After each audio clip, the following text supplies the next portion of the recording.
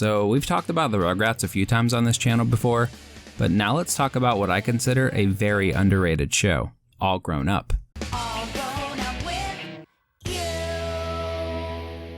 Now this may be an unpopular opinion, but I'm just gonna say it. I liked All Grown Up more than the actual Rugrats. You serious? That could just be because I was 10 years old when All Grown Up came out, which was like the perfect age for the show, considering most of the kids were now 10, or it could just simply be because All Grown Up was a super awesome show. The concept for the series was based on the original Rugrats episode, All Grown Up. That episode's premise was to focus on what the babies' lives would be like if they were 10 years older. This episode was a big hit. Such a hit, in fact, that with the Rugrats coming to an end, capitalizing on the popularity of the episode only made sense. That's where we get All Grown Up. Now, I've been wanting to make a video on this show for a while, but I couldn't think of the right episode. I didn't want to cover an episode that's been covered a million times, like Interview with a Campfire, for instance. So after rewatching some of the series, I finally found one that I thought would be perfect, and that episode is no other than Izzy or Isn't He? The episode starts with Chucky telling Phil, Lil, and Tommy that he's running for safety commissioner, and that he has good odds because the only other candidate is Amelia, and she's quiet and nobody even knows who she is. Ugh.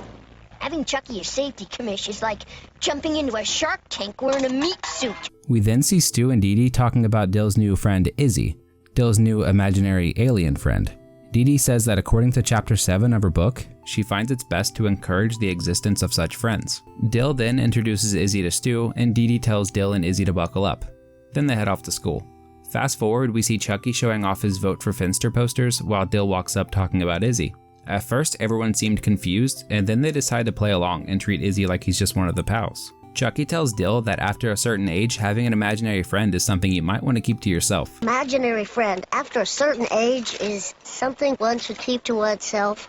Now we're at gym class where they're short one person to play basketball. Dill tells him that Izzy can play, and for some reason everybody agrees. While playing outside, the team keeps fake passing to Izzy and scoring points on the other team.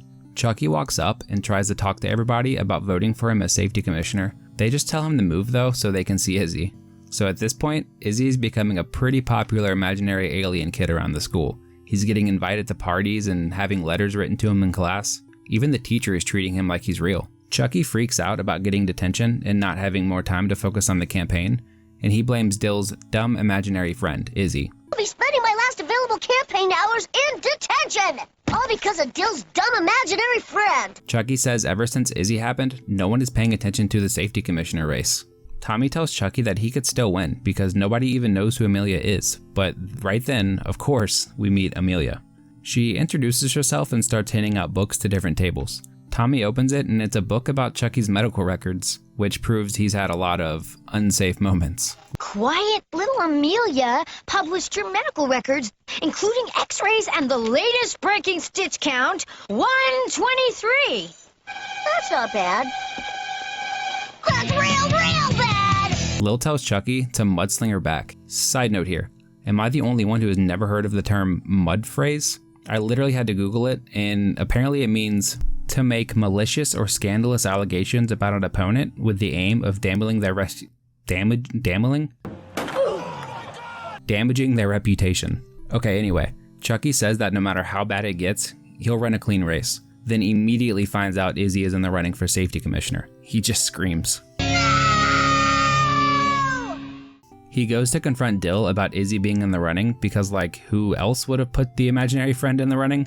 But Dill tells him it's actually Sean that nominated him. Dill also seems to be a little upset that Izzy's been nominated, and he says Izzy has no business running for safety commissioner because he isn't exactly the safest imaginary alien friend. Phil and Lil tell Chucky that they'd rather vote for an imaginary alien than him because he wouldn't make a very good safety commish. When Chucky asks why not, they remind him that he forgot to install brakes on his go-kart and caused a 13-cart pileup.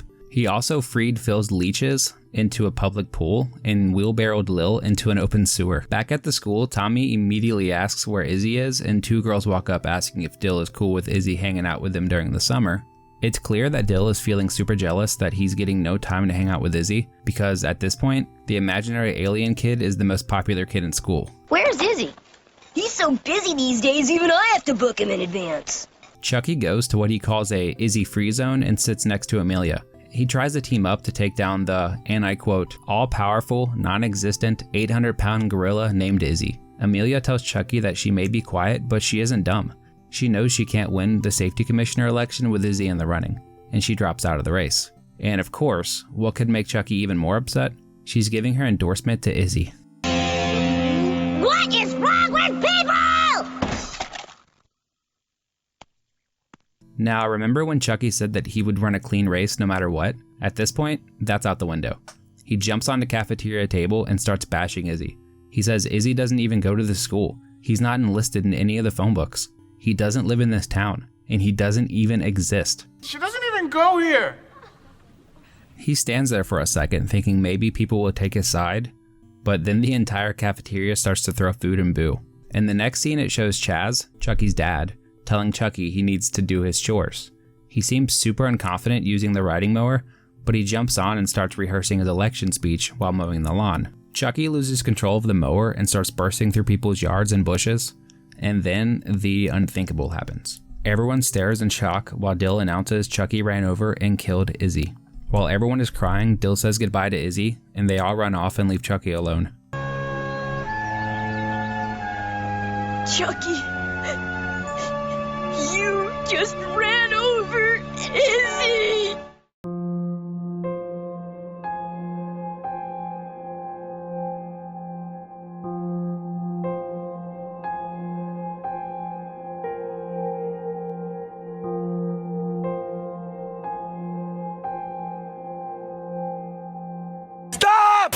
Chucky complains to his dad that everyone is mad at him over something that isn't even real. And Chaz explains that once, Chucky had an imaginary friend too. He was real to him, just like Izzy is real to Dill. Chucky says, but he was only a baby then, and Chaz says one of the best quotes of the whole series. There's no age limit on imagination. That clicks with Chucky because he immediately runs over to see Dill. We see Dill, Tommy, and even Stu watching baseball because Izzy loved baseball. How many baseball games do you plan on watching? Izzy loved baseball. I hate to admit it, but I kinda missed a little imaginary guy. The doorbell goes off and it's Chucky. And behind Chucky, we can see a few of Izzy's friends from school bringing over some mac and cheese casserole. Chucky apologizes to Dill and explains that when he was younger, he also had an imaginary friend and he hopes Dill can forgive him. Dill tells Chucky that he's not mad and it was just an accident and that he thinks kids are starting to get over it. The next day at school, every single student is mean-mugging Chucky, and Amelia runs up to tell Chucky that he did it on purpose just so he could win. You did it on purpose so you could win. It was an accident. In that case, you lost all credibility as potential safety commissioner. The principal comes out with a megaphone asking the school to take a moment of silence for Izzy. Chucky walks in the school and sees all the election posters have been torn off the wall. Then Chucky decides to just drop out of the race, but Tommy tells him he can't drop out because he's the only candidate. Chucky reminds him that technically Izzy is still on the ballot, and how pathetic would it be if he lost to an imaginary alien that doesn't even exist. Tommy and Phil start feeling bad for Chucky, and they come up with an idea to take everybody's attention off of Izzy. They pretend they have another imaginary friend, Izzy's cousin, Poncho, but that doesn't work. Dudes, you should be ashamed. It's like when my dad bought me a new goldfish the day after the old one ran away. Uncool. Tommy goes to ask Dill if he can help and put a stop to this whole Izzy thing, and he says that imaginary friends fall lower than real-life friends on the food chain. Dill asks what he's supposed to do, and Tommy says he needs to admit to the world that Izzy doesn't exist. Dill says that's asking too much, and Tommy explains that Chucky has been Dill's friend for a long time, and he would do anything for him, and now Chucky needs him, and his future is in his hands. Fast forward, and now we're at a goodbye ceremony for Izzy at the school. While Dill is giving his goodbye speech, he admits to the whole school that Izzy isn't real, and he's just a figment of his imagination. Real quick, I love that this girl goes, well, duh, and then some other kid just yells, the truth, it hurts like nails, and then he just runs off. Here's the clip. Well, duh. The truth! It hurts! It hurts like nails! Dill does tell everybody that if Izzy did exist, he would want Chucky to be the safety commissioner.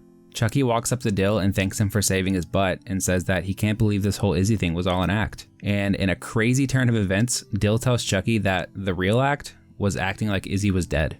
Izzy has been alive this entire time. Dill says he just wanted to get Izzy out of the election because his ego was getting out of control. But mostly he just didn't want to share him anymore. He says everyone else misses him now that he's gone, but he missed him more when he was here. Chucky asks if Izzy is here now and is he going to make a full recovery. Dill nods, and Chucky actually admits he cares about Izzy. He asks where Izzy is, and Dill tells him he's sitting in the back. He's sitting in the back. The ego on that imaginary guy.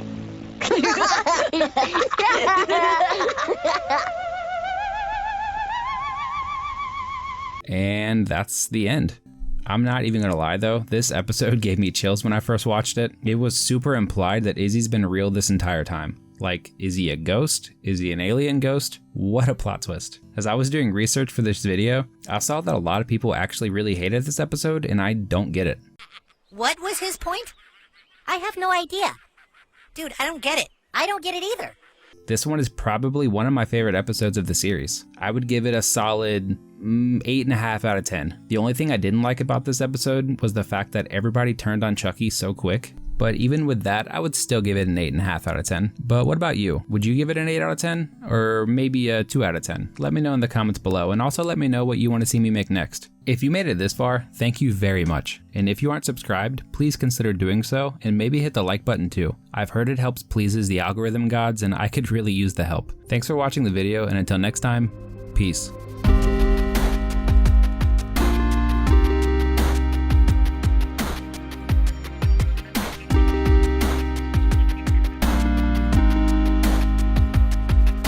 All those unethical business practices, those shady backdoor deals I did. I know where the bodies are buried.